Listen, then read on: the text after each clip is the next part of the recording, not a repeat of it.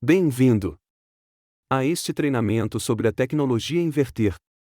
Nosso objetivo é tornar essas aulas tão simples e fáceis de entender quanto possível. Para conseguir isso, incluiremos plotagens em tempo real, gráficos e amostras de medição ao vivo. Temos certeza de que você achará essas aulas muito interessantes e aprenderá muito. A tecnologia inverter é totalmente baseada em eletrônica. Isso significa que os técnicos de ar-condicionado agora devem entender como a eletricidade funciona nos circuitos.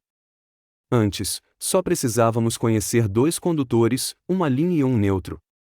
Conectamos um dispositivo ou um motor e funcionou. Mas agora, com a tecnologia inverter, devemos entender todo o caminho da eletricidade dentro do circuito. Não estamos mais satisfeitos apenas com linha e neutro 110 volts, 127 volts, 220 volts. Agora precisamos entender todo o caminho da eletricidade dentro de um circuito.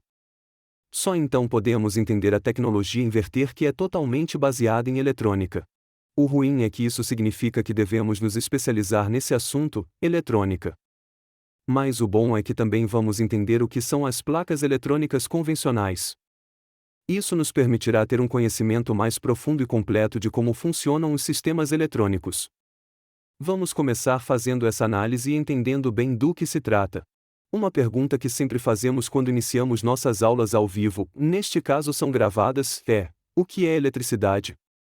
Bem, algum aluno sempre nos responde que a eletricidade é o fluxo de elétrons e isso é perfeito. Sempre que falamos de eletricidade, estamos falando do fluxo de elétrons.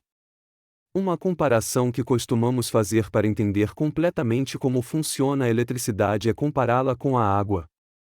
E com este exemplo vamos fazer vários pontos de comparação.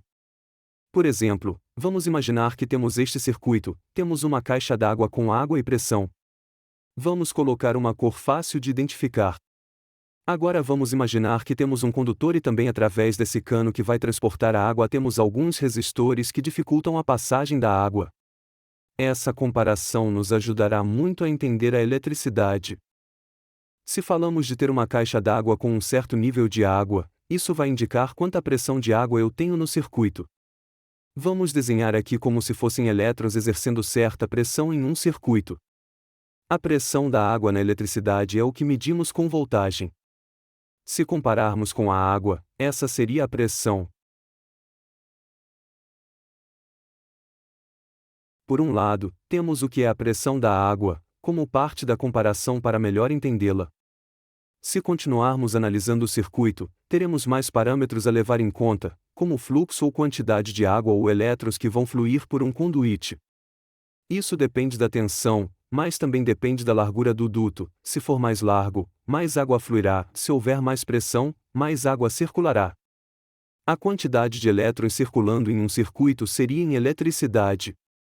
A amperagem, a corrente ou intensidade. Se compararmos com a água novamente, estaríamos falando sobre o fluxo. Bom, e mais um parâmetro que vamos analisar com essa comparação é uma determinada parte do circuito que vai exercer uma certa resistência à passagem de elétrons. A água aqui vai ter um pouco mais de dificuldade para passar pela natureza do cano que estamos desenhando. Na eletricidade, esta é a resistência que medimos em ohms.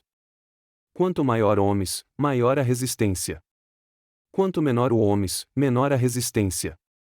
Se compararmos com a água, isso seria uma resistência à passagem da água. Qualquer coisa que exerça alguma resistência. Vamos fazer essa comparação entre água e eletricidade com muita frequência porque ajuda muito a entender como os elétrons funcionam em um circuito eletrônico e temos que entender bem para entender a tecnologia inverter.